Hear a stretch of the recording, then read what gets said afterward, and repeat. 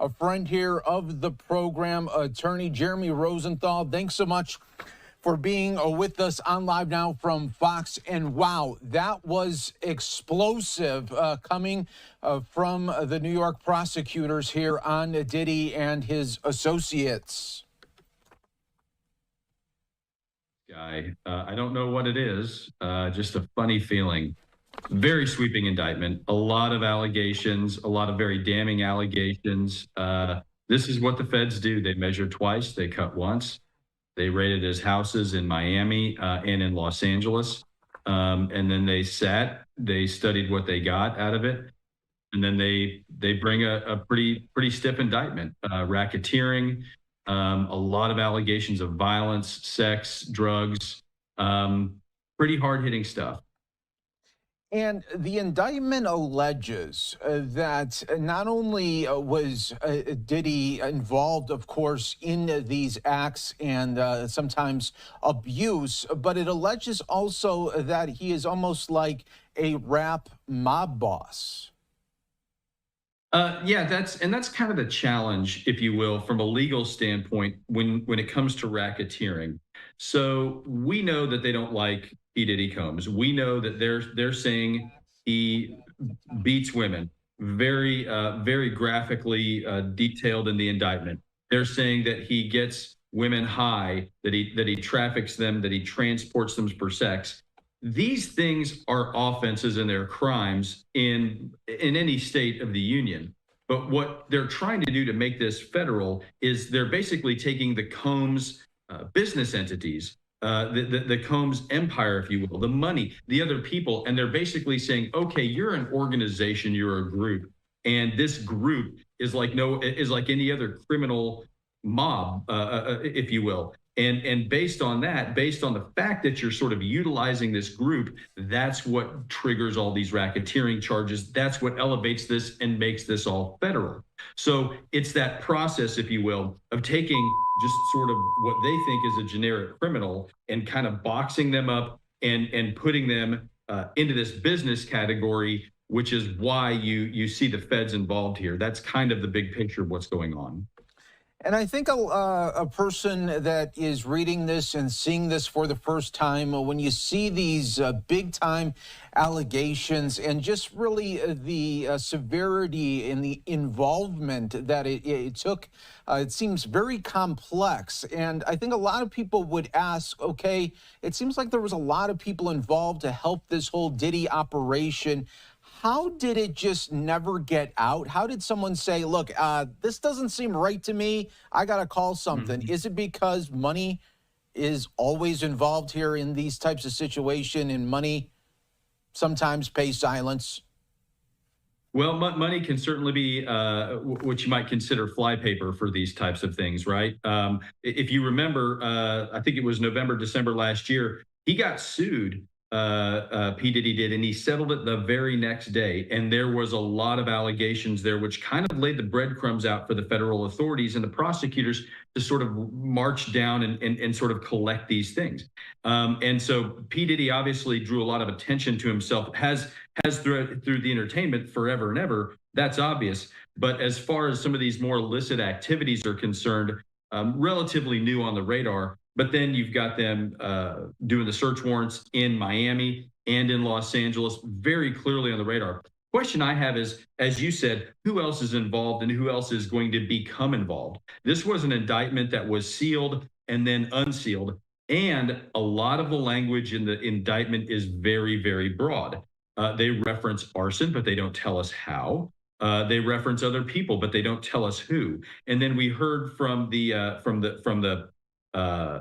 prosecutor, we hear that other things are on the table. So we don't know if other people are going to be brought into the fold, if other people are indicted under seal and we just don't know it yet. It would be a little unusual because we would expect to see the feds get everybody at once, but they could certainly roll it out more slowly, and maybe that's what develops. And Jeremy, I also want to get your take. For years, Diddy in his rap songs has really egged on the feds, egged on police, almost calling him sort of the Teflon Don, if you will. Even in one of his songs, he references about New York City. He says, Ayo, call me Diddy. I run this city. Send the cops, send the DA and feds to come get me. And appears today that's exactly what they do and did. Jeremy, my question to you is, in the songs, does it have anything to do with some built up, like, hey, if I'm a prosecutor and I'm hearing these things and this guy's been egging me on for years, I want to go find and get this guy finally?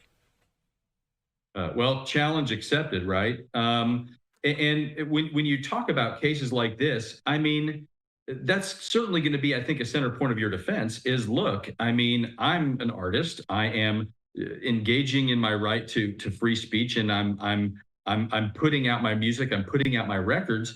But it's obviously the feds are people too. I mean, prosecutors are humans too. They're going to tell you, well, no, we don't consider all these things, and we don't retaliate against people, and they're humans just like anybody else. So the fact that they're sort of egged on here certainly lends itself to a good defense, and to say, hey, look, I mean, you're just retaliating against me for me being an artist. So that's certainly part of the equation. And now, what are the next steps for Diddy, Sean Combs, his legal team here during this three-part indictment here? What are really the next 24, 48, 72 hours look for the legal team? So right now, he is in federal detention, and he is going to have a detention hearing where it will be determined whether or not he can be released. You heard the prosecutor say that there is a presumption of detention in this case, which sometimes, depending on certain charges and allegations, in the federal system, you don't necessarily just pay money and get out. It's more of a function of safety to the community and making sure that the person can reappear as not a flight risk. So in the federal system, not everybody gets released prior to trial, and certain statutes, certain laws carry with them that presumption, which this one will. That doesn't mean the judge can't release him with certain conditions. That doesn't mean that the judge can't allow some type of release. But that's the next thing on the block here. Is P. Diddy going to be released pending trial? Is he going to stay in federal custody? Obviously, you heard the authorities make it clear they're going to ask the judge to keep him in custody. So that is the next battle in this case before we get to really the substance or meat of any of these allegations. Next question is Diddy going to be a free man or not while this is making its way through the courts? And I just want to reset right now for our new viewers joining us in. We're just past a new hour here on Live Now from Fox. I'm Mike Page. We have attorney Jeremy Rosenthal joining us to break down the big Diddy news, arrested and the indictment unsealed. Now, Jeremy, I want to ask you about this one. Can he at this time, along with his legal team, look and say, all right, the dominoes are going to fall. I got a lot of information on people as well. Can he use that and say, let's cut some kind of deal? I'll be a canary in there. He can try, but the problem is he's in the middle, and he's going to be the target. What the feds like to do is that their job is law enforcement globally, right? And part of doing that is sort of sending a message to the rest of the country. And you don't do that through P. Diddy's driver. You don't do that through P. Diddy's accountant. You do that through P. Diddy. That's his problem and his challenge. He can try to roll over and make this easy. And to some degree, if he doesn't fight so much, he could probably get a very easy sentence. You may remember Jared Fogle of Subway fame. He pled guilty, I want to say 2 to 3 weeks after his arrest. So sometimes people just go and roll over. And maybe that's part of his plan. And he could probably get somewhere based on that. He could probably get somewhere just by rolling over and essentially playing dead, if you will. He could probably get some points off of his federal sentencing guidelines down for not fighting so hard. But as far as rolling over on other defendants, on other suspects, he's the target here. He's at the epicenter, and I don't think they're too interested in the folks around him. They're interested in P. Diddy. And Jeremy, we were talking about why are some parts here of this indictment very vague. I'm talking about the arson aspect. I mean, when you look at that, you're like, oh, okay, that's a big one too, but it doesn't really explain much. Why is that left out? It could be that we're going to see that in another indictment with another individual who may be under seal right now. So yeah, a lot of vagary here, and the federal pleadings can be very specific at times, and they can be general at times. And obviously, they need to say enough to lay it out in order to put the defendant on notice. That's what the purpose of a charging document is. But at the same time, it could be that we see this more fold out in through a different defendant in a different case, potentially in a different indictment. So that could possibly be it. We'll see how they get there. The prosecutor did mention that there was one incident of arson. I don't know if he meant to do that or not. He was very measured, very careful in what he said. So I don't know that he was trying to let on that there were multiple incidents of arson. He said that there was one. We'll see what that's about.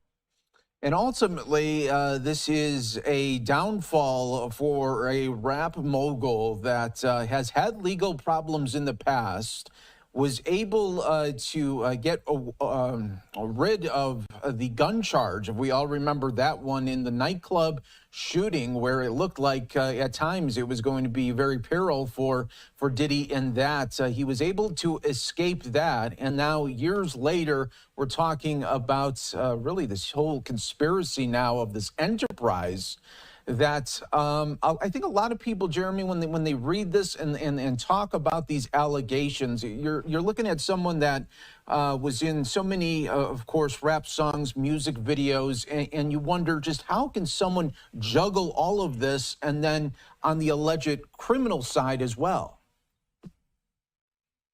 I mean, this is what sometimes in the legal profession we call throwing spaghetti on the wall. Which is just a matter of saying that you're just not going to clean it up. You're not going to get it all, and some of it's going to stick.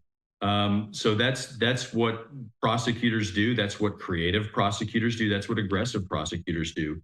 Is they hit you with a bunch of different ways. And again, kind of going back to some of the things that we talked about a few minutes ago, when you have somebody like P. Diddy Combs, who, I mean, he's on videotape beating an ex-girlfriend.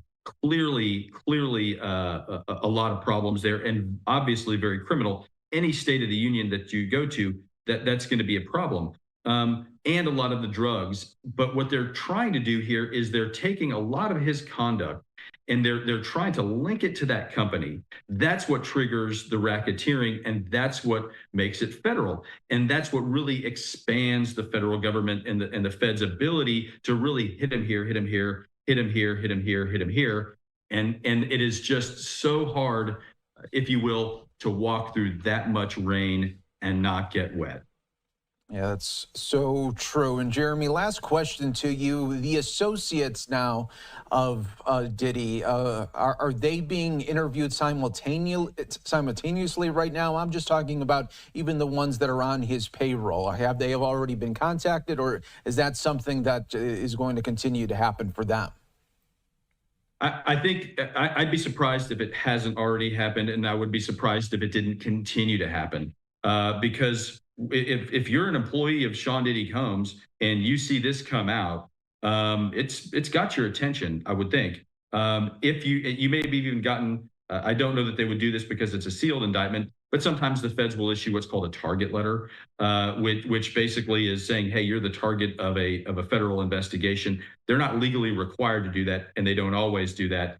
But you would think that there's definitely some rumblings going on here. And like the prosecutor made clear, this is an ongoing investigation, an ongoing prosecution. What the feds will typically do is when they indict, they are ready to try the case. And they are fully ready to go in every way, shape, or form. So you would assume that that's kind of the case here with P. Diddy. Now, having said that, they're always still working on it. And as they're getting ready, especially if P. Diddy decides he's going to fight this case and go to trial, there's going to be new information that crops up. There's going to be other folks in his sphere that get scared that may, when they get contacted, or they may pick up the phone and tell the feds, hey, I can help. Don't come after me. That's what happens a lot of times here. Yeah, this is really, really big news. Jeremy Rosenthal, thanks so much for joining us on this big day for Diddy as this indictment was unsealed. We always appreciate it here.